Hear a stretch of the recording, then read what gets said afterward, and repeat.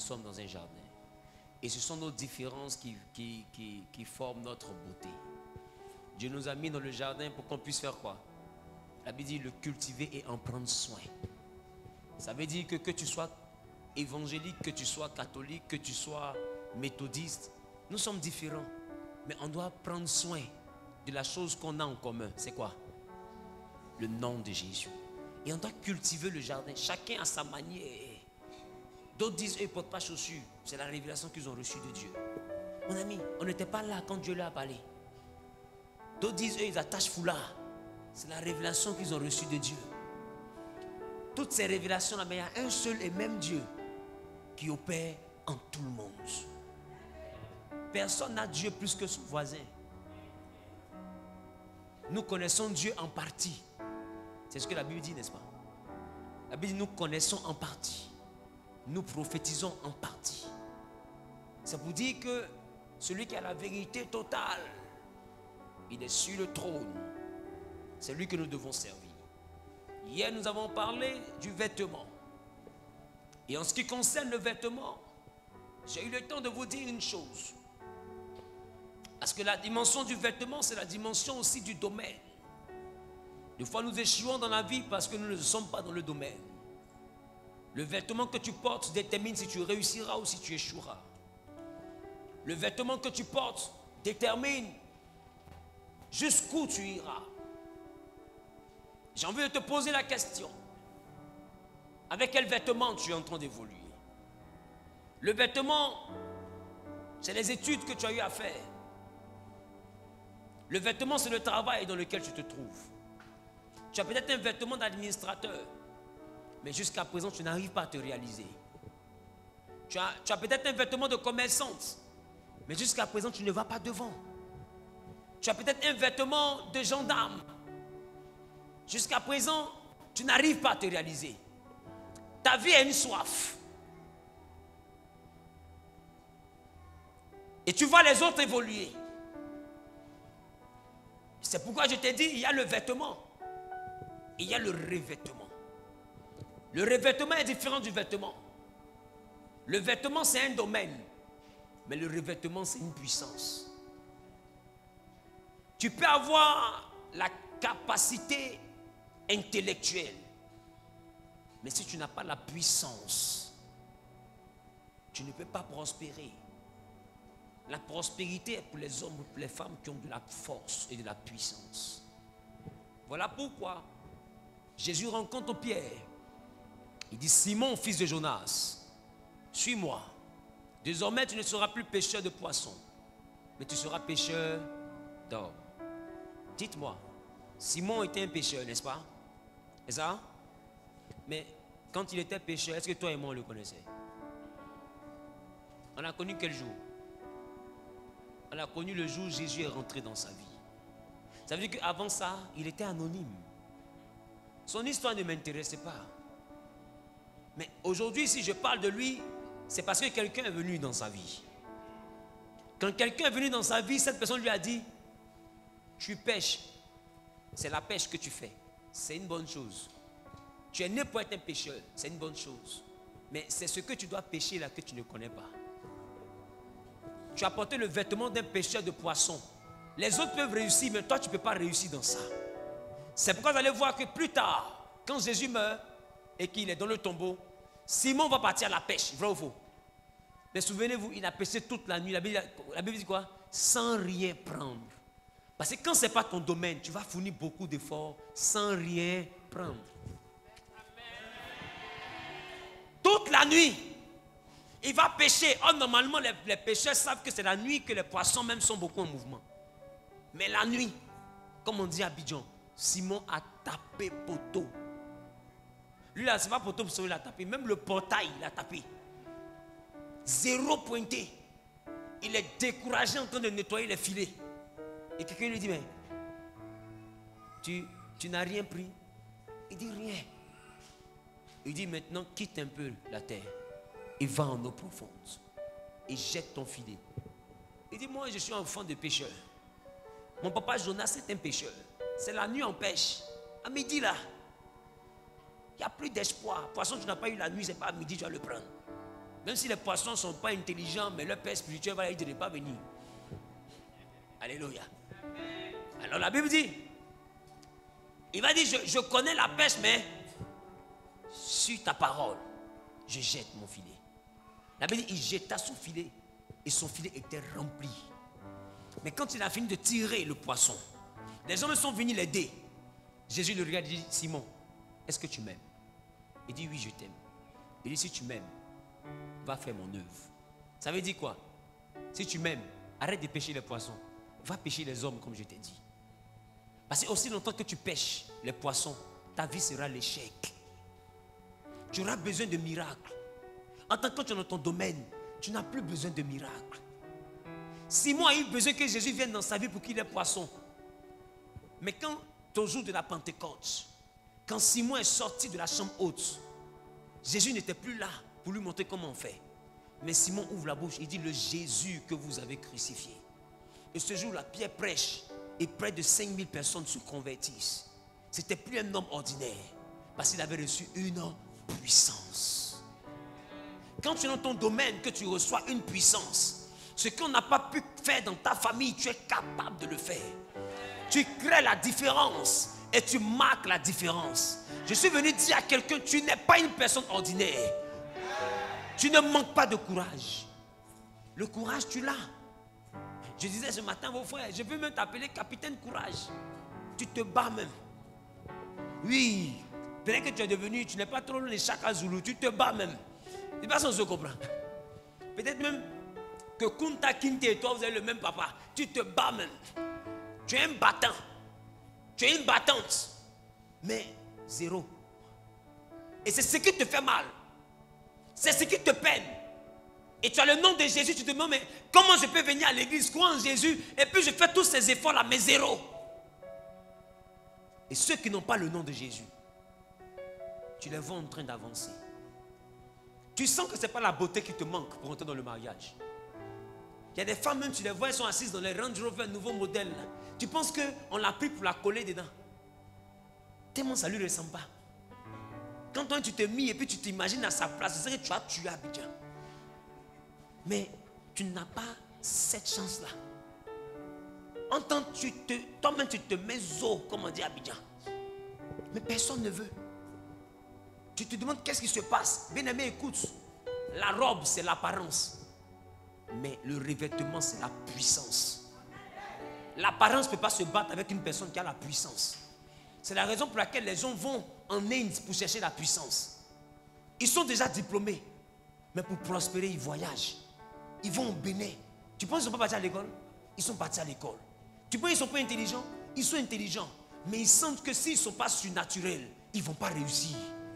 D'autres ont le talent. Ils sont footballeurs. Ils vont se confier à des gens au Burkina. Ils vont se confier à des gens au Bénin, à des gens au Nigeria. Pourquoi? Parce que le talent ne suffit pas. Il faut la puissance. Il faut la puissance. Simon a été formé pendant 3 ans et demi, vrai ou faux? Normalement, on peut dire sur le point théorique qu'il est prêt. N'est-ce pas? Mais pour aller en mission, Jésus lui dit, ne t'éloigne pas de Jérusalem. Il dit, vous recevrez une puissance. Ça veut dire que tu ne peux pas être dans le surnaturel si la puissance n'est pas descendue sur toi. Il dit, et le Saint-Esprit descendra sur vous. Et vous serez mes témoins. Il n'a pas dit en vous, il dit sur vous. C'est ça le revêtement. La présence du Saint-Esprit sur nous. Quand le Saint-Esprit est sur toi, il est comme un bouclier. Toute flèche qu'on lance contre toi, c'est zéro. Celui qui a le Saint-Esprit sur lui, pour l'atteindre, il faut traverser d'abord le Saint-Esprit. C'est comme quelqu'un qui est arrêté dans l'eau. Tu ne peux pas le toucher sans te mouiller. Est-ce que quelqu'un me comprend? Parce que c'est l'eau que tu as traversé pour le toucher. C'est ça le revêtement. Quand tu es revêtu du Saint-Esprit, c'est comme si le Saint-Esprit te met dans une bulle. Et lui-même, il est la bulle. Donc, on ne peut pas te toucher sans l'avoir touché. Donc, celui qui t'a touché, c'est qu'il a déjà touché Jésus. Mais c'est que donc, celui qui arrive à te vaincre, c'est qu'il a déjà vaincu Jésus. Mais qui peut vaincre Jésus? Voilà pourquoi le revêtement est très important. Le revêtement est important. Aujourd'hui au travail, tu es victime d'injustice. Dans la vie, tu es victime d'injustice. Du point de vue sentimental, victime d'injustice. Même dans ton corps, dans ta santé, tu es victime d'injustice. Tu ne sais même pas ce que tu as fait. Des maladies bizarres descendent sur ta vie. Et tu te sens oppressé. Personne ne travaille dans la famille. Personne ne réussit dans la famille. Personne n'arrive à s'en sortir. Pourquoi? Parce que ce n'est pas la beauté qui vous manque. Ce n'est pas les opportunités qui vous manquent. Ce qui vous manque, c'est la puissance. C'est la puissance. Ton mari est intelligent, tu sais, mais il n'y a pas de travail. Dans ses affaires, il ne va pas devant, il ne va pas derrière. Les marchés sont là, mais après on lui arrache, on donne à quelqu'un d'autre. Tu penses que la différence entre lui et puis ce quelqu'un d'autre, c'est quoi? La différence, c'est la puissance. Les gens ne dorment pas à Abidjan ici. Ils enterrent bœufs, ils ne dorment pas. Pour la puissance, ils ne se donnent pas de repos. Toi, tu te donnes repos. Tu penses que les petites filles qui sont dans les grosses voitures, tu penses qu'elles s'amusent? Elles sont au Mali, elles sont partout. Tu joues au jeu. C'est une guerre. C'est une bataille de puissance. Le combat n'est plus équitable. Ce n'est plus une affaire de joli contre joli. Non. C'est une affaire de puissance. Elles ont des choses à prendre pour se laver. Tu penses que ton mari peut regarder pour dire non, ma femme, il a duré elle. Mais il s'en fout de ce qu'il a duré toi. Parce qu'ils ont fermé ses yeux. Et puis toi, tu es assis, tu dis non, si c'est vraiment mon mari, il va revenir. Il va revenir pourquoi? C'est une affaire de puissance. Si toi, tu n'as pas la puissance, ils vont t'arracher ton foyer. C'est Goumen qui a te tué. Qu'est-ce que tu fais face à ce manque de puissance?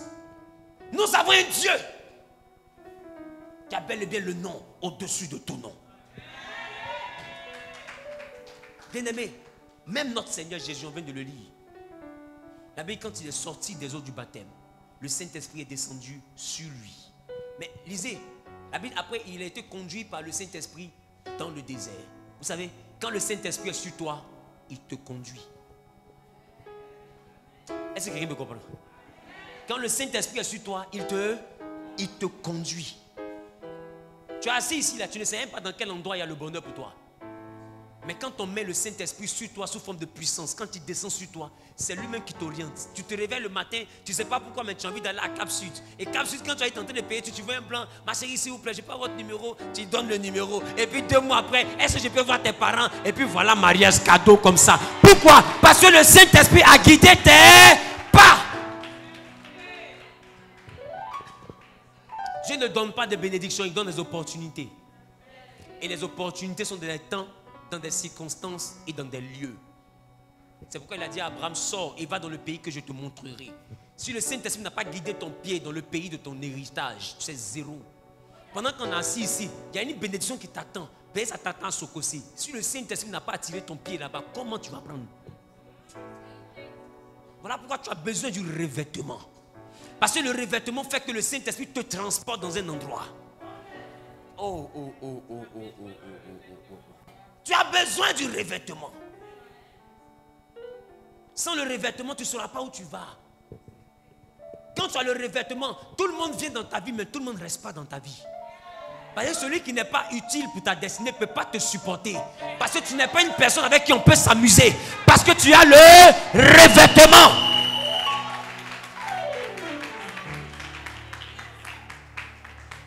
Au stade où nous sommes, ton vêtement est bon. Mais est-ce que tu as le revêtement? La Bible dit Jésus même, le Saint-Esprit est descendu sur lui. Et l'a transporté dans le désert. Bien-aimé, quand le Saint-Esprit est sur toi, il te transporte. Or la Bible dit, seuls ceux qui marchent par l'Esprit sont véritablement fils de Dieu. Donc ça veut dire que si le Saint-Esprit ne te guide pas, tu n'es pas fils de Dieu. Ça veut dire que les fils de Dieu ne marchent pas d'eux-mêmes. C'est le Saint-Esprit qui les fait marcher. Les fils de Dieu n'improvisent pas. C'est le Saint-Esprit qui les inspire. Mais s'il n'est pas sur toi, comment il te dirige? Les autres n'ont pas le Saint-Esprit, mais ils ne font rien sans consulter le marabout. Toi, tu as plus qu'un marabout. Qu'est-ce que tu fais de lui? Le chrétien aujourd'hui ouvre magasin avant d'aller parler au Saint-Esprit. Or, ceux que tu dis, ils ont choisi le chemin facile. Ils vont d'abord consulter avant d'ouvrir le magasin. Le chrétien s'engage dans une relation avant d'aller construire le Saint-Esprit. Or, eux, dès l'instant qu'ils saluent la femme, ils sont constatés, voici un peu de chance avant de s'engager. Nous sommes dans un monde où l'apparence ne doit pas compter pour toi. C'est la puissance. Quand tu rencontres quelqu'un, avec quelle puissance il rentre dans ta vie? Parce qu'il y a des gens, leur énergie vient pour te faire tomber. Est-ce que tu me comprends? Il y a des gens, leur énergie, ça vient pour te faire tomber. Et il y a des gens, il y a des gens qui rentrent dans ta vie, et puis d'en bas, tu te retrouves en haut. Chacun vient avec sa puissance. Celui qui rentre dans ta vie, qui est ton ami, il est revêtu de quelle puissance? Celui avec qui tu te mets en association pour vivre une entreprise est revêtu, mais de quelle puissance? La personne à qui tu te confies est revêtue, mais de quelle puissance? Maintenant, toi, tous les gens te poursuivent en rêve, tu es revêtu. De quelle puissance? Parce que quand Jésus a été revêtu du Saint-Esprit, les démons le voient et puis eux-mêmes ils négocient. Mais toi, les démons te voient et puis c'est toi qui goûtes. Tu ne peux pas être revêtu du Saint-Esprit et puis le sorcier va te voir, il va pas avoir peur de toi. C'est pas possible. Non, c'est pas possible. Et ça, on dit fake news. Ah non, non, non. Parce que si tu as le Saint-Esprit sur toi, là où tu dors, on ne s'envole pas là-bas. Celui qui s'envole, son kérosène va finir en l'air là-bas. J'espère qu'il a puni sur ses pieds. Parce qu'il va atterrir sur ses pieds. Et je ne sais pas si on se comprend. Quand tu as le Saint-Esprit sur toi, personne ne peut venir jouer avec ton mariage. Quand tu as le Saint-Esprit sur toi, quand tu rencontres même des courriers dans ton lieu de travail ou même dans ton foyer, tu vois des choses bizarres. Tu n'es pas en train de courir après un pasteur parce que le Saint-Esprit est sur toi. Et c'est une puissance. La Bible, ton Dieu ordonne que tu sois puissant. Aujourd'hui, on prie Jésus, mais on n'a pas la puissance. Le Saint-Esprit sur toi est la chose qui te manque. Ça fait que tu as le nom de Jésus, mais tu n'as pas la puissance du nom de Jésus. Je n'ose à vous prier, tu pries, mais quel est le résultat? Quel est le résultat? Quand le Saint-Esprit est sur toi, tu as des résultats. Alléluia. Quand tu as le revêtement, les hommes peuvent déchirer ton vêtement, mais le revêtement te hisse toujours dessus. Regarde Joseph. Ils ont déchiré son vêtement. On lui a retiré le vêtement de son père. On lui a fait porter un vêtement d'esclave. Il n'a rien dit. On lui a arraché le vêtement d'esclave. Lui fait porter un vêtement de prisonnier. Il n'a rien dit. Pour eux, il lui faisait du mal. Mais ce qu'ils avaient oublié, le Dieu qui revêt avait déjà revêtu Joseph d'une onction de où on doit se prosterner devant lui. Donc pour eux, ils maltraitaient Joseph. Mais ce qu'ils ne savaient pas, c'est que c'est l'onction sur la vie de Joseph qui déchirait les vêtements. C'est la raison pour laquelle, quand tu vas dans un endroit que ça ne te mérite pas, l'onction sur ta vie fait qu'on te chasse naturellement. Pourquoi? Parce que l'endroit ne peut pas te contenir. L'onction sur ta vie fait qu'on commence à te combattre.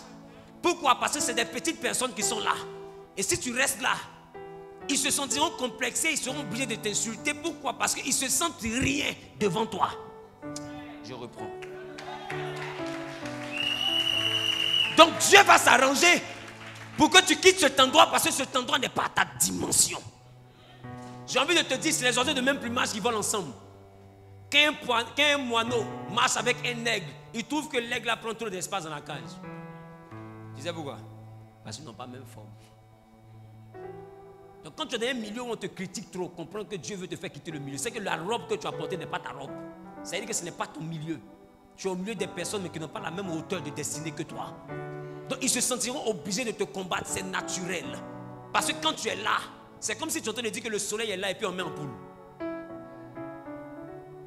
Ils auront un problème avec toi parce que tu brilles plus qu'eux. On n'a pas dit tu as l'argent, on dit tu brilles. Il y a des gens qui ont l'argent mais qui ne brillent pas. Donc la personne se sent obligée de présenter sa voiture, présenter sa maison, présenter ses voyages. La dernière fois j'étais à Milan, la dernière fois j'étais ici. Toi tu étais à Yopougon, mais pourquoi tu me parles de tout ça? Toi-même, il faut voir. Moi je vais à Yopougon. Mais tu me parles de 1000 ans, tout. Parce qu'à la fin, là, tu veux me dire que tu es quelqu'un. Maintenant, si je suis rien, pourquoi tu te donnes tant de peine pour me prouver que tu es quelqu'un?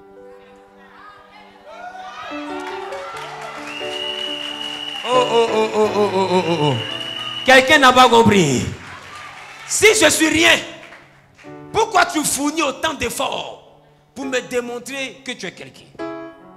Ça veut dire qu'il y a quelque chose en toi qui reconnaît que même si je n'ai pas l'argent que tu as, mais il y a quelque chose en moi qui te fait peur.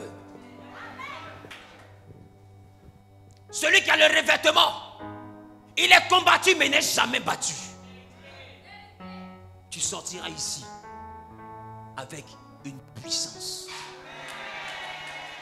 Oh là là, quelqu'un n'a pas dit amen, ça me dérange. J'ai dit tu sortiras d'ici avec une puissance. Celui qui se lève pour me dire amen bien. Que le revêtement divin descende sur lui au nom suprême de Jésus. Que le revêtement divin descende sur toi au nom suprême de Jésus. Peu importe où tu te trouves, reçois. Au nom suprême de... La Bible dit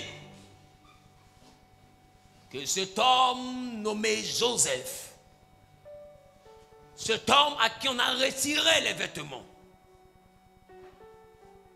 un jour, il y aura une équation chez Pharaon et c'est lui qui aura la solution. Bien-aimé, quand tu as le revêtement, Dieu crée des problèmes pour que tu sois la solution. Ce jour-là, Pharaon a rêvé.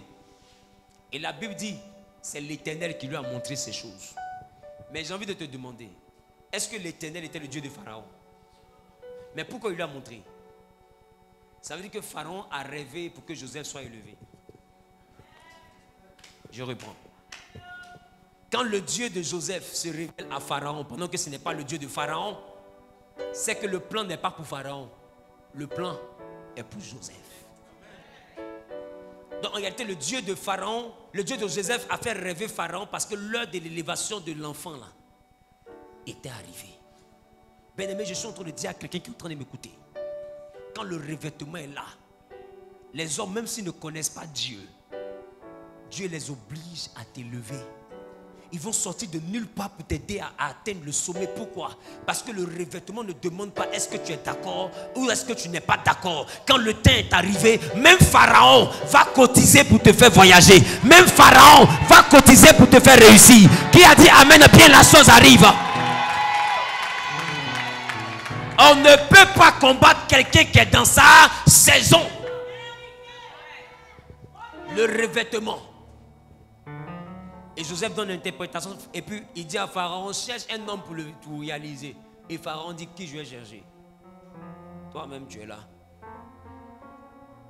Quand tu as le revêtement, les hommes voient en toi une solution. Parce que laisse-moi te dire, c'est pas parce que tu as proposé quelque chose que tu as la solution à cette chose. La preuve en est, il y a des gens avec qui tu as fait des projets, ils t'ont laissé pour aller réaliser quelqu'un. Qui me comprend? Donc ça veut dire que Pharaon n'était pas obligé de réaliser Saint Joseph. Quand tu as la puissance sur toi, tu ne peux pas faire projet avec quelqu'un qui va te laisser. C'est pas possible. Lui-même il sent que tu es la personne qu'il faut pour réaliser. Quelqu'un me comprend? Pharaon pouvait dire, bon ok Joseph, mais si tu as donné l'interprétation du rêve, je vais prendre quelqu'un d'autre pour réaliser. Il y a des ingénieurs, il y a des gens et tout. L'écriture est née en Égypte, mathématiques est née en Égypte. Qui va calculer plus que les Égyptiens? Mais il dit à Joseph, qui d'autre peut faire à part toi? C'est comme si Joseph était un grand diplômé. En temps dans la vie de Joseph, je n'ai pas vu où il est parti à l'école. Je reprends. C'est comme si c'était un grand diplômé. Or dans la vie de Joseph, je n'ai pas vu où il est parti à l'école. J'ai vu où on l'a vendu. J'ai vu où la femme de Potiphar a menti sur lui. J'ai vu où il était prisonnier. Je n'ai pas vu là où il a fait économie. Mais Pharaon dit, qui à part toi peut nous sauver? Regarde le revêtement. Quand le revêtement est sur ta vie, on ne regarde plus ton niveau scolaire. La robe, c'est le niveau d'études. Le revêtement, c'est une puissance. Cette puissance-là, elle peut te prendre même étant analphabète. et puis te hisser au sommet. Et ceux qui sont intellectuels, tu vas les embaucher. Tu vas les payer par mois. Et puis tu vas lui dire, monsieur Kofi, il va dire, oui chef. Pendant que après monsieur Kofi là, c'est moi, dis-toi à dire. Tu ne comprends plus français. Mais lui, avec tout son gros français là, il t'appelle patron. Bonjour monsieur. Bonjour patron. Ah lui, c'est mon comptable. Il a un doctorat. Et, oui monsieur. Oh, toi, tu n'as même pas CM2. C'est Dieu qui fait ça. Quand le revêtement est sur toi, c'est comme ça que ta vie se passe. Bien aimé, je te dis, le revêtement est mieux qu'école. Le revêtement. Mais voici ici, je suis parti à l'école. Mais ce que Dieu a pris pour me revêtir, je ne pouvais pas réussir à l'école. Il m'a fait laisser l'école pour venir faire son œuvre. Dites-moi, quand cette puissance-là m'a revêtu et que je commençais à évoluer dans son œuvre, est-ce que vous pensez que ceux avec qui j'ai été à l'école et qui ont eu un parcours normal, est-ce que vous pensez un instant, est-ce qu'il vous arrive de penser un seul petit instant qu'ils peuvent être moi? Il te dit qu'ils ne peuvent pas. Tu sais pourquoi? Ils jouent au moins 4 500 000 de charges fixes par mois. Ça, ce sont mes charges. Ça n'a rien à voir avec l'œuvre de Dieu. Ma vie, mes chiens, mon carburant, ma piscine. Je suis au moins à 4 500 000 par mois. Dis-moi, parmi eux là, qui en va payer 4 500 000? Et ça n'a rien à voir avec mes voyages. Quand le revêtement est là, quand le revêtement est là, tu ne forces plus. Je te dis, tu ne forces plus. Aujourd'hui, mes amis d'enfance, aujourd'hui, mes amis d'école, je les vois dans mon inbox. Prie pour moi, je vais venir te voir. Prie pour moi. Il y a un qui a venu dire, il m'a passé son temps à m'appeler, je l'ai mis sur les rendez-vous. Dites-moi, est-ce que tu penses que c'est encore le même jeune avec qui il a joué au billes? On est arrivé à un niveau où il sent qu'il a besoin de moi. Pourquoi? Parce qu'il a reconnu que quelque chose est sur son ami. Ce n'est plus l'ami avec qui joue au billes. Il y a quelque chose. Quand le revêtement vient, là où même tu avais l'habitude de plaisanter, on te voit différemment. On a besoin de toi. Tu deviens la solution à un problème. Tu deviens l'homme qu'il faut.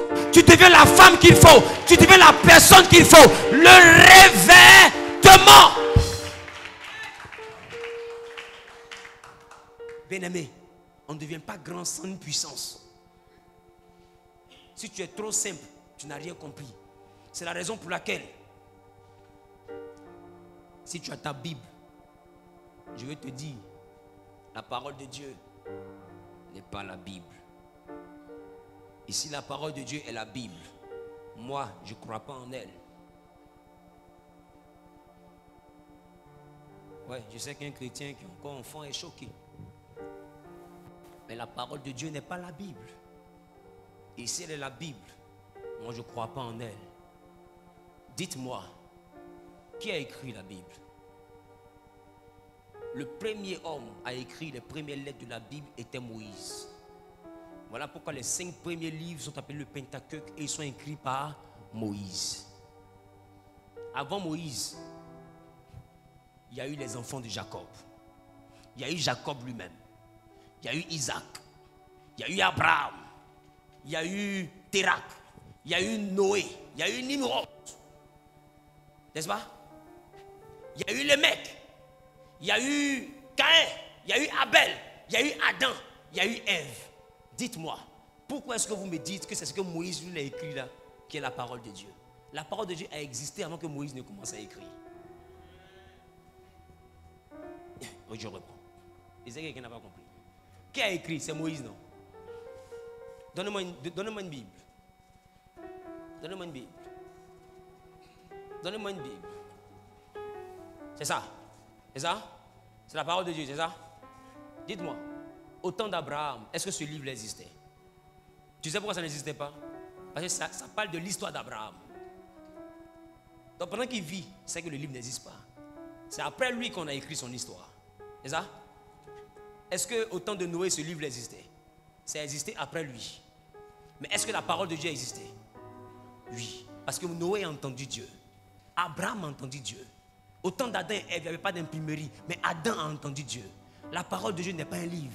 La parole de Dieu est une personne. La parole de Dieu n'est pas un livre. La parole de Dieu est une personne. Cette personne a été faite chair. Et elle est descendue parmi nous. Voilà pourquoi Adam dit, j'ai entendu ta voix qui parcourait le jardin et je me suis caché. Parce que la voix de Dieu transporte la parole de Dieu. Et cette parole de Dieu est une personne. Donc Adam s'est caché. Si c'était un son, tu ne peux pas te cacher d'un son. Parce que peu importe où tu te trouves, s'il y a baptême chez ton voisin, tu vas entendre la musique. On ne se cache pas d'un son. Le son te trouve où tu es. Donc s'il s'est caché, c'est parce qu'il ne voulait pas que cette personne qui s'appelle la parole le voie. Je reprends. Alors il dit, je t'ai entendu et je me suis caché. C'est-à-dire que je me suis mis dans un endroit pour que tu ne me vois pas. Donc c'est que la parole a des yeux. La parole a des pieds. C'est pourquoi Jean dit, la parole a été faite chair. Et on l'a vu venir. Parce qu'elle a toujours été une personne. Mais cette personne n'était pas en chair.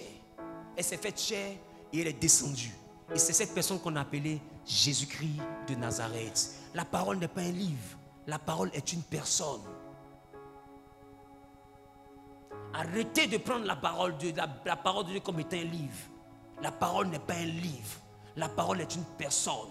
Ce livre-là, il contient l'histoire d'Abraham. Il contient l'histoire de Moïse. Il contient l'histoire de Josué. Il contient l'histoire d'Élie. Mais ce livre, quand on quitte les apôtres, il arrive à l'Apocalypse. C'est ça? C'est ça? Quand on quitte les épîtres des apôtres, il arrive à l'Apocalypse. C'est ça? Mais dis-moi, est-ce que les apôtres sont les derniers hommes à avoir vécu? C'est pour te dire que Dieu saute les apôtres, il va à l'Apocalypse parce que entre les apôtres et l'Apocalypse, il y a ton histoire qui doit écrire. Oh, quelqu'un n'a pas compris. Quelqu'un n'a pas compris. Quelqu'un n'a pas compris. Je dis, entre les apôtres et l'Apocalypse, il y a ton histoire au milieu. Le monde ne peut pas finir si ton histoire n'est pas accomplie. Qui me dit amen bien, la chose lui arrive. Qui me dit amen bien et sa destinée se réalise. Au nom suprême de... C'est pourquoi je reste convaincu que tu ne mourras pas sans avoir vu la gloire de Dieu. Il y a ton histoire que Dieu a prévue. Oh oui, dis à ton voisin, Dieu m'a prévu. C'est pourquoi la Bible dit, car ceux qu'il a connus d'avance. Vous pensez que c'est eux tous qui sont ici là? Si c'est eux tous, moi je joue. Parce que la Bible ne montre pas Gagnoa. Mais Dieu savait qu'un homme qui s'appelle Zahu André de Gagnoa devait mettre au monde un enfant qu'on appelle Zahu Wilfried. Et cet enfant-là devait le prêcher. Il n'est pas ici.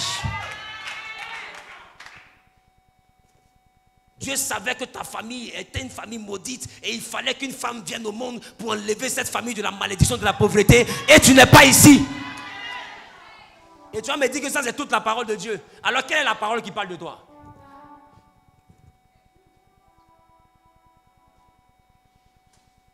Il a existé la parole de Dieu avant que cette parole n'existe. Voilà pourquoi en Deutéronome, il ne dit pas si tu obéis au livre et si tu obéis à la voix. Parce que la parole de Dieu, avant d'être un livre, a été une voix. La Bible dit, Abraham entendit l'Éternel. C'était une voix. La parole n'a jamais été un livre. La voix qu'ils ont entendue, ils ont écrit ce qu'ils avaient entendu et comment ils ont vécu. Mais il y a une histoire qui va marquer encore. Parce que la Bible dit que ce que les grands de ce monde ont cherché et qu'ils n'ont pas vu, Dieu l'a révélé à notre génération. Nous sommes plus grands que Moïse. C'est ce que la Bible dit. Nous sommes plus grands que Moïse. Parce que toute la mer, il a fondu, ce n'était qu'un serviteur. Nous ne sommes pas des serviteurs. C'est pourquoi aujourd'hui, si tu regardes quelqu'un et tu dis serviteur de Dieu, c'est une insulte. Oh que non. Un fils, par politesse, doit servir son père. Mais ça ne fait pas de lui un serviteur. Il est différent de la nounou. La nounou, c'est une servante. Mais le fils, c'est un co-héritier. La maison est à lui. C'est pas parce que c'est son papa qui te paye que tu gifles le fils sans punition. Le fils peut essuyer le salon parce que son père est le duc. Mais ça ne fait pas de lui quelqu'un qui est là pour essuyer le salon. La fille peut aller à la cuisine pour préparer parce que sa maman l'éduque. Ça ne fait pas d'elle celle qui est là pour préparer pour que toi tu manges. Or les serviteurs, ils n'avaient pas le choix. Nous ne sommes pas des serviteurs. Nous sommes des fils et des filles qui servons notre Père. On le sait parce qu'on est bien éduqué. On le sait parce qu'on le crée. Au temps de Moïse, ils n'avaient pas ce choix-là. À cette époque, tu ne le sais pas. Il est fâché avec toi, il ouvre la terre, il t'avale. Mais nous ne sommes pas des serviteurs, il ne peut pas nous traiter comme ça. Alors nous, même quand on déconne, des fois même tu sors d'hôtel, un mari de quelqu'un, il y a accident mais il t'enlève dedans. Or, au temps de Moïse, on te lapide même. Mais à notre temps, lui-même il te dit, ma grâce te suffit. Et puis il attend que tu changes. Pourquoi? Parce que même si tu es le juge, même si tu es le procureur, de toute façon tu condamnes vite l'enfant des gens. Le jour où on dépose ton enfant devant ton tribunal, c'est pas comme ça, tu as vite dit ton verdict. Tu vas savoir que ce n'est plus l'enfant de tout le monde. C'est ton propre enfant qui s'apprête à partir. De toute façon, tu dis aux gens, sentence de mort, boum, condamnation à perpétuité, boum. On dit aujourd'hui, c'est ton enfant qui est là. Tu penses que tu ne vas pas chercher tous les moyens pour l'enlever là? Et c'est la raison pour laquelle vous devez quitter la dispensation des serviteurs. Vous êtes dans la dispensation des serviteurs, Dieu n'a aucune compassion pour vous. Dans la dimension des fils, il est un père. Et c'est pourquoi les serviteurs sont morts. Ils n'ont pas connu la résurrection. Mais Jésus était le premier-né d'entre les fils. La Bible dit, on l'a pris, on l'a frappé. Mais quand il est mort, son père l'a appelé afin qu'il ressuscite d'entre les morts. C'est ça qu'on appelle la résurrection. Personne n'a jamais vu le père, mais le père attendait le fils dans le tombeau pour montrer aux hommes que ce n'est pas un serviteur, c'est un fils. La mort, c'est pour les serviteurs. Mais un fils de Dieu, c'est Dieu. Enfant de lion, c'est lion. Mon papa ne peut pas fabriquer la mort. Et puis la mort va me vaincre. C'est pas possible. Et c'est la raison pour laquelle Jésus dit, si vous me suivez, même si vous mourrez, vous allez vivre. Parce que notre papa, c'est lui qui a fabriqué la mort. C'est lui qui a fabriqué la mort en médicament de la mort.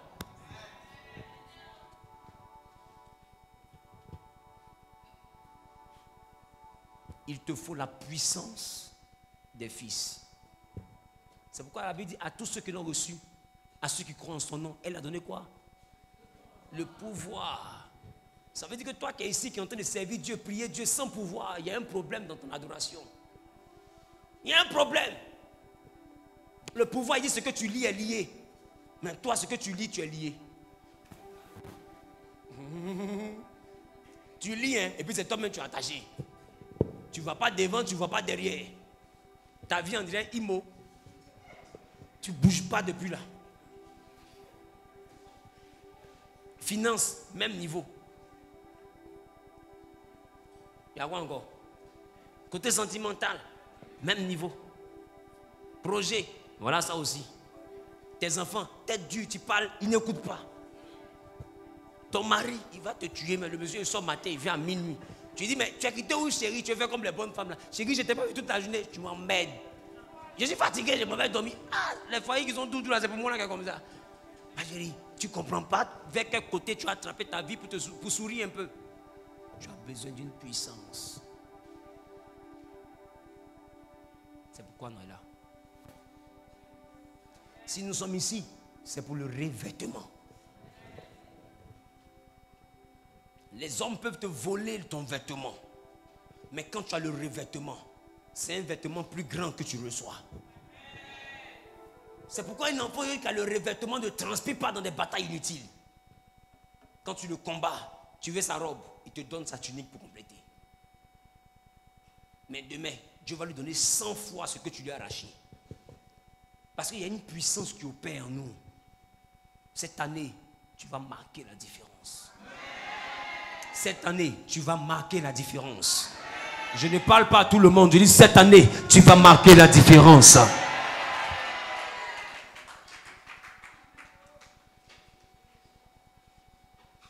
Il est important que tu aimes ton Dieu. Il est important que tu aspires à bien plus que la lettre que tu lis. La Bible dit, en ce qui concerne la parole de Dieu, la lettre tue. C'est ça, non? Mais l'esprit de la lettre fait quoi? Vivifie. Donc tu vois que si tu lis la Bible sans avoir l'esprit de la Bible, tu n'es pas différent d'un mystique qui a payé Bible. Parce qu'eux, ils lisent la lettre, mais ils n'ont pas l'esprit de la lettre. La vie de Dieu n'est pas dans ce que tu lis là. La vie de Dieu, c'est dans l'esprit qui est derrière ce que tu lis. Est-ce que quand tu lis la Bible, le Dieu de la Bible vient à toi? Parce que quand tu lis Moïse, le Dieu qui a marché avec Moïse est le même hier, aujourd'hui et demain. Il faut que dans ta lecture, que le Dieu de Moïse vienne marcher avec toi. Qui me comprend? Ce n'est pas que des histoires. Derrière ces histoires, il y a un vécu. Et il y a un Dieu. C'est lui que nous on cherche. C'est lui qui donne le pouvoir. Tant qu'il n'est pas venu derrière toi, tu ne seras que dans des discours. Et la Bible dit, notre prédication n'est pas basée sur des discours persuasifs de la sagesse humaine, mais c'est une démonstration de puissance. Donc c'est pour dire que celui-là même qui lit la parole de Dieu et qui la relate sans puissance est un discoureur. Aujourd'hui, les chrétiens sont remplis de discours. On fait des combats de doctrine. Ta doctrine n'est pas de Dieu. Ma doctrine n'est pas de Dieu. Mais tout le monde parle. Mais la puissance est où? Le monde a besoin de la puissance. Le monde a besoin que dans nos secteurs d'activité, que nous soyons les meilleurs. Parce qu'on a une puissance. Ce n'est pas normal que pour nous, Dieu est mort. Et puis celui pour qui mouton est mort est plus grand que moi. Dieu fait chair est mort pour que moi je réussisse. Et puis quelqu'un pour qui poulet est mort, pour que lui réussisse, est plus puissant que moi. C'est pas normal. C'est pas normal. Et on a tendance à dire non, les richesses là, c'est pas pour nous. Un enfant, il doit chercher le ciel. Jésus n'a pas traité le problème que du ciel. Jésus a aussi traité un problème de la terre, pour vous qui ne savez pas. Des fois, quand on ne comprend pas bien les choses, à défaut de demander, il faut simplement te taire. Je ne sais pas si on se comprend. La prédication de la prospérité ne peut pas être combattue. Oui, parce que Pierre même dit, il dit quoi? Il a dit quoi? Je souhaite que quoi? À tous égards, que tu sois en bonne santé, comme procède quoi? L'état de ton âme. C'est quoi la prospérité? C'est la réussite. Il dit, je souhaite que dans tous les domaines que tu réussisses. La prospérité est un message biblique. Et on va donc dire qu'il est écrit, Jésus dit, cherche premièrement le royaume des cieux. C'est ça? C'est ça? C'est ça? Mais quand tu lis bien, c'est ce qui est écrit. Quand tu lis bien, est-ce que c'est ce qui est écrit? Il dit, voilà ce qui est écrit. Voilà ce qui est écrit. Cherchez premièrement le royaume et la justice de Dieu. Et toutes les autres choses vous seront données par-dessus. Ce verset ne concerne pas la vie éternelle. Ce verset est le remède pour ta prospérité. Je reprends.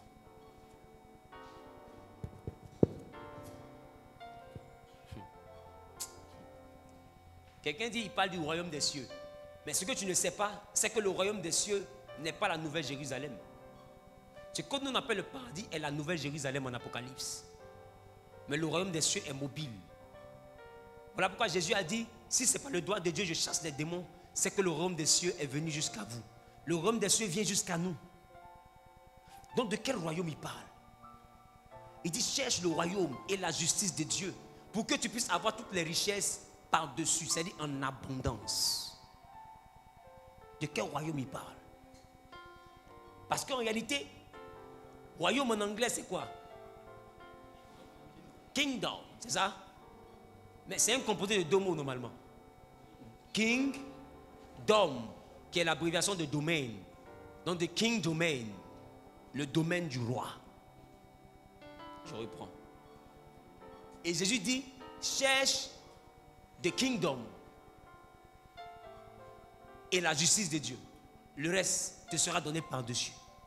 Donc Jésus est en train de te dire, pour être dans l'abondance, il y a un domaine dans lequel tu es roi. Cherche ce domaine.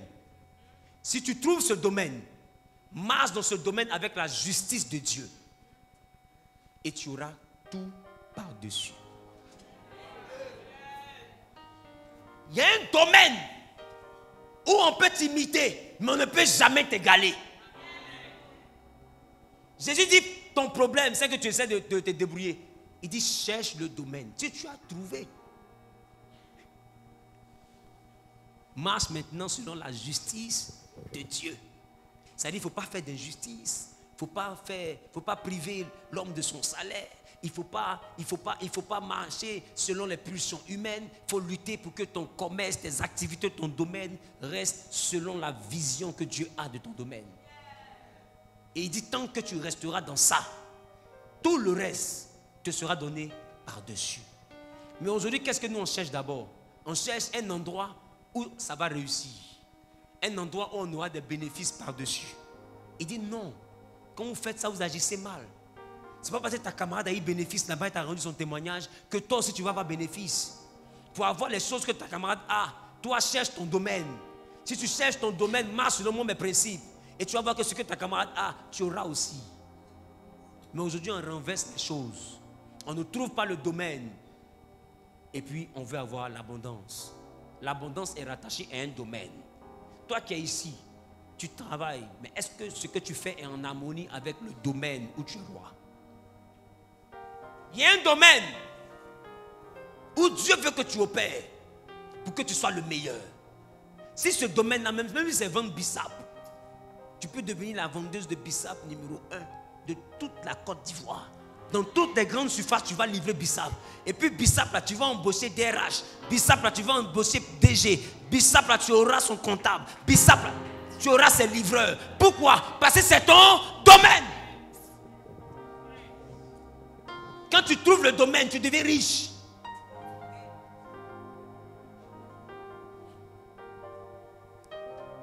Des gens ont fait EVA, ils sont devenus riches. D'autres disent, on va partir faire EVA. Il faut voir. Il faut voir. Et jusqu'à on va arriver dans VA là, son argent est gâté. Voilà, il vient là-bas. Si elle est fâchée, qu'elle a changé, elle veut se tuer. Tout son argent est rentré dedans. Parce qu'elle s'est dit quoi? Le domaine de mon voisin est mon domaine. Non! Non! Il y a des années en arrière, les gens ont fait un gros business. Ta camarade allait faire. Elle a eu l'argent. Toi aussi, tu n'as pas consulté Dieu. Tu allais faire. Bizarrement, toi, c'est là qu'on dit c'est fermé. Voilà AVC maintenant. Il a mouru. Il a mouru. Yeah. Est-ce qu'avant de partir mettre ton argent là-bas, est-ce que tu as recherché le domaine? Ton camarade a eu des millions dedans, mais est-ce que Dieu t'a dit que toi, tu vas avoir des millions dedans? On ne recherche pas le domaine et puis on marche par la chair. Pas parce que quelqu'un a réussi quelque part que toi, tu vas réussir là-bas. Quand tu te comportes comme ça, c'est que tu n'es revêtu d'aucune puissance. Quand tu es revêtu d'une puissance, tu ne trembles pas parce que l'autre a réussi. Tu te concentres, tu te disposes et tu recherches dans quel domaine toi tu vas réussir. La puissance guide tes pas. Entends-toi, c'est la réussite de tes camarades qui guide tes pas. Mon camarade est parti en France, ça marche chez lui, il fait des photos. Donc moi aussi, je prie pour aller en France. Toi-même, regarde ton comportement. Pas ton camarade aller en France, toi aussi tu vas aller en France. Ma soeur aux États-Unis, elle s'occupe de la famille. Non, moi aussi, j'ai parti aux États-Unis. Même si à moi, ils ont deux destinées différentes. Il dit, recherche le domaine. Et tout le reste te sera donné par-dessus. Les frères, le domaine est trop important. Le domaine est trop important. Et Dieu ne peut pas te guider dans ce domaine si l'Esprit du Seigneur n'est pas sur toi. C'est pourquoi hier, j'ai dit deux choses. La Bible dit que l'huile ne manque pas sur ta tête et qu'en tout temps que tes vêtements soient blancs. Le vêtement, ça y est, les vêtements qui sont blancs, ça c'est la dimension du vêtement. Mais la dimension de l'huile, c'est la dimension du revêtement. C'est pourquoi Ésaïe 61, le verset 1 dit: l'Esprit du Seigneur l'Éternel est sur moi, car il m'a oint. Ça veut dire la cause pour laquelle, la raison pour laquelle il est sur moi, c'est l'onction. Or, bibliquement parlant, tout ce qui concerne l'onction concerne l'huile. Voilà pourquoi le Nouveau Testament dit: si quelqu'un est malade, que les anciens puissent l'oindre d'huile. Tout ce qui est onction concerne l'huile. C'est pourquoi en Apocalypse, Dieu dit à un ange d'aller détruire les récoltes, mais lui donne un ordre: ne touche pas à l'huile et au vin. Parce que l'huile est l'élément que Dieu utilise pour impacter. Et bien aimé, quand nous rentrons dans cette dimension, nous comprenons une chose, parce que je suis en train de chuter. Nous comprenons une chose. David a marqué l'esprit de Saoul.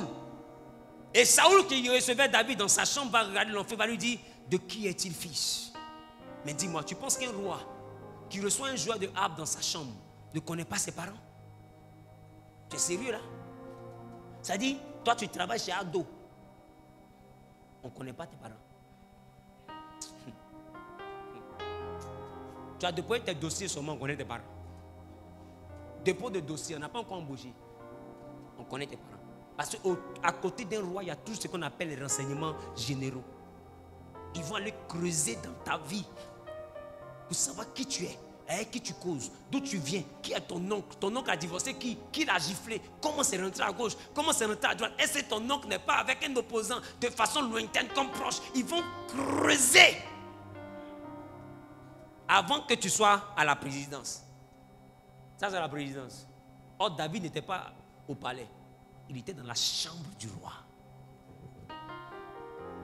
Vous pensez qu'on va laisser le roi seul avec un enfant sans savoir qui il est? Mais David est en train de se battre contre Goliath. Et ce roi-là dit: l'enfant là, de qui est-il fils? On dit: mais c'est le fils d'Isaïe. Qui te dit qu'il parle d'Isaïe? Il est en train de demander: cet enfant-là, c'est qui est sur lui là? Qui lui a donné? Parce que si quelque chose ne t'a pas touché, tu ne peux pas faire ce que l'enfant est en train de faire. Cet enfant-là, il est différent de celui qui était dans ma chambre là. Celui qui était dans ma chambre était un innocent, ce n'était pas un combattant. Mais lui là, je vois un lion en lui. Je vois un guerrier. Je sens qu'il est différent. Depuis ce jour-là, il a vu en David un rival. Bien-aimé, quand lui te touche, là où les autres ont échoué, toi tu réussis. C'est la raison pour laquelle je suis contre une pratique aujourd'hui: la commercialisation de l'huile. L'huile n'est pas un objet qu'on commercialise. Quand l'huile est commercialisée, l'huile est vulgarisée. Et tout ce qui est désacralisé n'est pas oint. Est-ce que quelqu'un me comprend? Est-ce que quelqu'un me comprend? Parce que j'ai envie de te dire, tout ce qui est consacré est sacré. Et ce qui est sacré est mis à part. Et ce qui est mis à part est oint. Donc ce qui est vendu perd la force du surnaturel. Est-ce que tu comprends? Peut-être que pour la composition, comme en Israël, c'était les offrandes du peuple qui servaient à la conception de ces choses. Peut-être qu'aujourd'hui, le peuple aujourd'hui ne donne plus l'argent comme ça. Donc peut-être si l'homme de Dieu veut le faire par inspiration de Dieu, il peut demander la participation de ceux qui vont recevoir. Mais c'est pour une circonstance bien précise. Ce n'est pas quelque chose qu'on fait pour mettre sur une table et puis chaque jour tu t'en payes. Non. C'est pour une saison.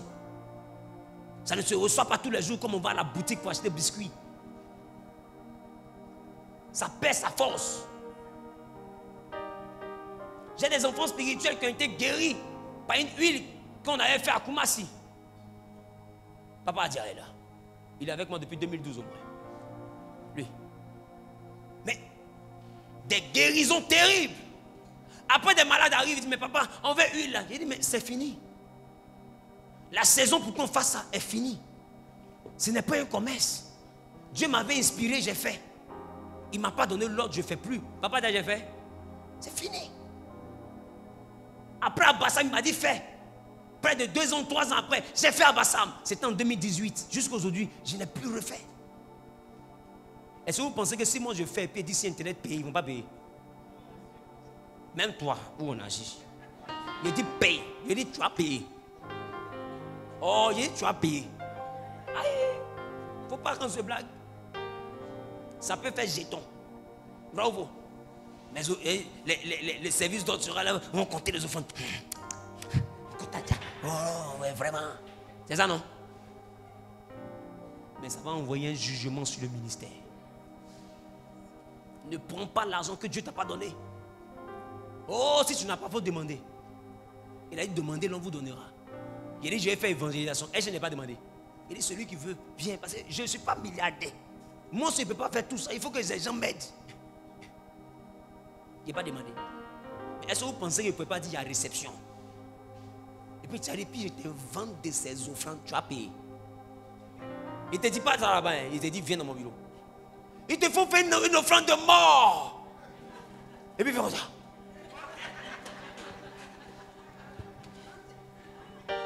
Et puis une offrande de résurrection. Tu as assisté ce qu'on a dit? Voilà, je suis fauché. Papa, comment on fait? Ma fille, au moins 500 000. Tu vas chercher, tu vas trouver. Parce que j'ai le don. Et le don, quand je vais commencer à rentrer dans ta vie, tu vas sentir que tu dois envoyer l'argent. C'est mon travail. Non, le prophétique, c'est mon travail. Dieu m'a oint. C'est même pas un débat. Ah oui. Ah oh, demandez à un ancien maître de Koumassi. Je lui ai donné jusqu'à le nombre de voix qu'il devait avoir. Le jour de la délibération, j'étais dans sa chambre. Il était en peignoir. Ma mère, après ça, lui a demandé la retraite anticipée. Il a laissé partir avec ses droits au complet, sans débat. Pourquoi? Parce qu'il a vu ce que Dieu a mis dans son fils. Ce n'est pas un débat. Quand j'ai fini, il ne m'a plus revu. On s'est croisé dans l'avion. J'ai déjà vu le visage quelque part. Il dit, moi aussi, votre visage me dit quelque chose. Hé, si mon visage te dit rien, ton visage me dit rien. Aïe.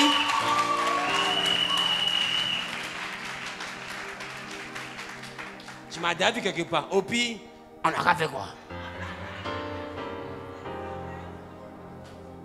C'est moi, il y a l'onction. Donc c'est toi qui dois me reconnaître. Voilà. Soit maire, soit milliardaire. Il y a une puissance sur moi. C'est pas un débat. Oh, il dit c'est pas un débat. Si. Et aujourd'hui, ce n'est pas des maires qui se mettent sur ma couverture, c'est des ministres. On en a au moins 2. Procureurs, on en a au moins 4. Footballeurs internationaux, tu ne peux pas. Il y a des visages que vous voyez, ils sont dans mon inbox, c'est mes enfants. Ce n'est pas un débat. Et j'ai vu me rabaisser au niveau de mairie. Il faut avoir un rang là-bas. Je sais ce que Dieu a mis en moi. Et du coup, huile, on a préféré.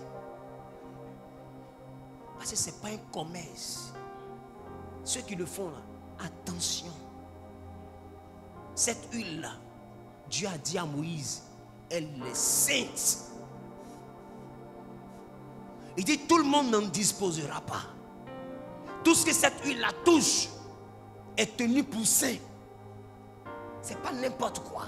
C'est tellement sacré. Il dit, on ne reproduira pas. C'est-à-dire, le peuple ne se lèvera pas comme ça pour dire, comme j'ai les éléments, je m'en vais reproduire. Non. Aujourd'hui, même dans direct, on vend l'huile. Paye. Ta vie va. Hé, attention. N'achetez pas ce genre de choses. Je vous dis. N'achetez pas ce genre de choses. L'huile d'onction, elle est sainte. C'est une chose que Dieu tient pour sacré. C'est pas un jeu. Quelque chose qui touche Aaron et puis ses fils, et puis jusqu'à perpétuité, ils sont sacrés. Tu penses que c'est un jeu? Quelque chose qui touche David et puis géant descend devant lui. Tu penses que c'est un jeu? Toi, toutes les huiles qui ont tué ta tête, tu es devenu quoi? Toi-même, il faut regarder, c'est ton front qui a brillé. Donc, ça veut dire que tu n'as jamais été oint, mais tu as été huileux.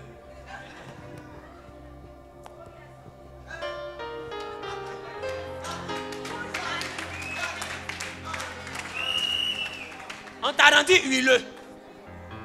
Sinon, ils ne t'ont pas rendu moins. Quand tu es moins, tu fais des exploits. Toi, toutes les huiles, tu as fait quoi? Tu vois, toi-même, il faut voir. Et ça, tu as bien que Dieu te parle. Tu as bien que Dieu t'explique. À un moment donné, ça, il faut faire tourner ça. Il dit, dans quoi je suis? Aujourd'hui, nous allons faire un service d'huile. Après ça, tu recevras la puissance. Quand tu vas sortir d'ici, les temps à venir, n'aie pas peur d'un défi. Oh, n'aie pas peur d'une chose même que tu vas voir au travail. N'aie pas peur de quelque chose que tu vas voir à la maison. Si quelqu'un vient te poser quelque chose qui ressemble au maraboutage, ne cours pas pour aller vers un pasteur. Prends ta Bible et puis prends l'huile d'olive.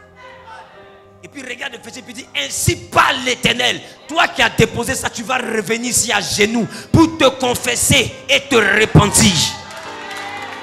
Parce que tu as reçu une puissance. La puissance n'est pas un débat. Quand on a la puissance, on ne négocie pas. Nous avons un Dieu. Oh oui, nous avons un Dieu. Arrête de pleurer, tu n'es pas orphelin. Tu as un Père qui est dans le ciel. Ton seul problème, c'est que tu n'as pas travaillé avec la puissance. Tu as travaillé avec la parole. Mais la parole sans puissance est un discours. Il dit, lui, son affaire, ce n'est pas des discours persuasifs. C'est-à-dire, tu te persuades que ça va aller. Il est écrit que la stérile, il enfantera 7 fois. Mais toi, demi-fois même, tu n'as pas encore enfanté. Tu es encore toujours en train de te blaguer. Tu ne vas pas te dire que ma chérie, il faut trouver la solution à ton problème. Qui me comprend? Tu te persuades que ça va aller. Et ce n'est pas un discours persuasif. Arrête de te persuader. Tu as besoin de la puissance. Non, ça va aller où? Ça va aller. 2019, ce n'est pas mon année. 2020, c'est parce qu'il y avait Corona. Toi seul, tu t'expliques. Cette année-là, comme il n'y a pas de truc, vraiment, je sais que ça va aller. Hey, la Bible dit, il y avait la famine, mais Isaac est devenu riche. Toi, tu vas me dire quoi? Corona peut empêcher quel enfant de Dieu de prospérer. 2020, il y avait Corona. Mais c'est là même que Dieu m'a béni, même jusqu'à moi, il me demande qu'est-ce qui s'est passé. Oh, Dieu m'a béni, même jusqu'à moi, il me demande qu'est-ce qui s'est passé. En 2020, ils m'ont offert 2 voitures. 2 voitures, 2 voitures, 2. Et puis, quand ils disent 2 là, c'est pas wow, 2 voitures. Voitures même. Vois. Je dis quand tu. Hey. Là où toi tu disais il y a Corona, il n'y a pas l'argent. Il faut dire que où on partage l'argent, tu n'étais pas là-bas. Sinon il y a l'argent. Arrête de te distraire. Non, non, c'est parce que le pays va mal. Quel pays va mal? Il a dit à Ézéchiel, je t'ai établi prophète sur la nation. Il n'a pas dit dans la nation. Nous, on n'est pas concernés par le problème des nations. On est au-dessus des nations. Le problème n'est pas notre problème. Le galère n'est pas notre galère. Le blocage n'est pas notre blocage. Arrêtons de nous persuader. Toi, si tu essaies de t'expliquer, tu t'expliques quoi? C'est une question de puissance. Pendant que le chrétien est en train de dire ça va aller, les francs-maçons, ils sont de plus en plus puissants. Des milliards sont débloqués. L'argent circule. Et les comptes en banque sont bourrés. On ne joue pas au jeu. Et toi, tu es là, non, c'est parce qu'il n'y a pas Corona. Qui t'a dit que Corona bloque quelqu'un? Arrête de te persuader, tu n'as pas de puissance, c'est tout. Tais-toi, pas dormir.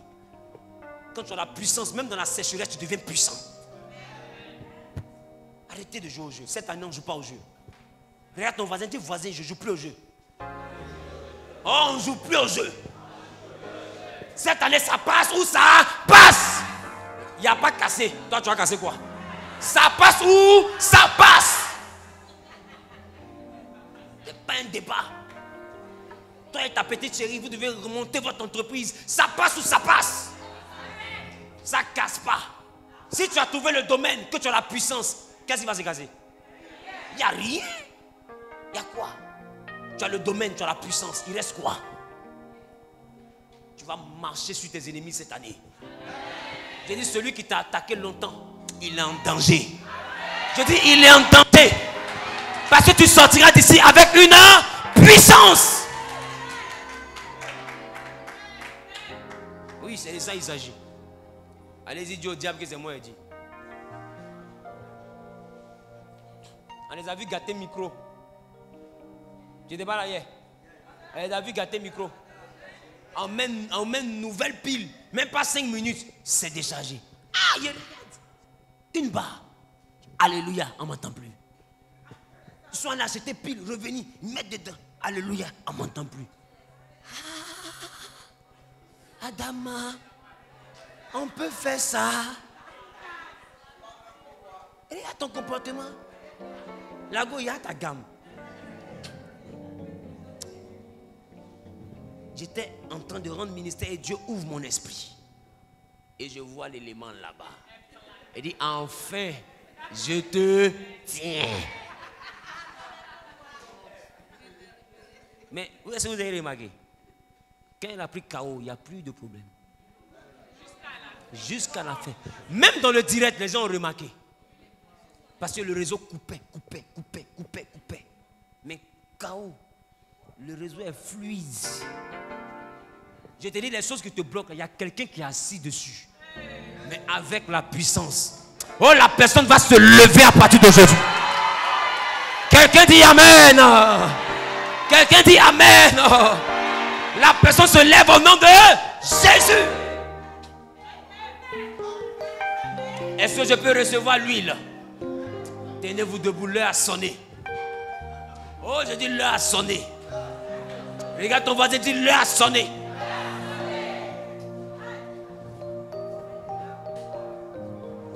Oh, je t'aime, tu le sais. Moi, je te porte dans mon cœur. Tu es mon yaya.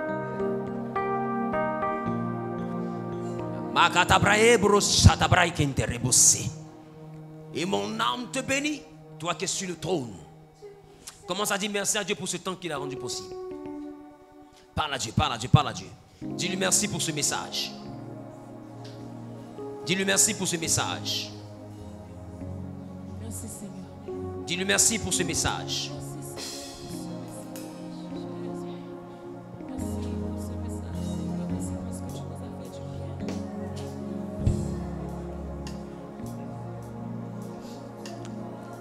Merci Seigneur pour ta grâce. Merci pour ta grâce.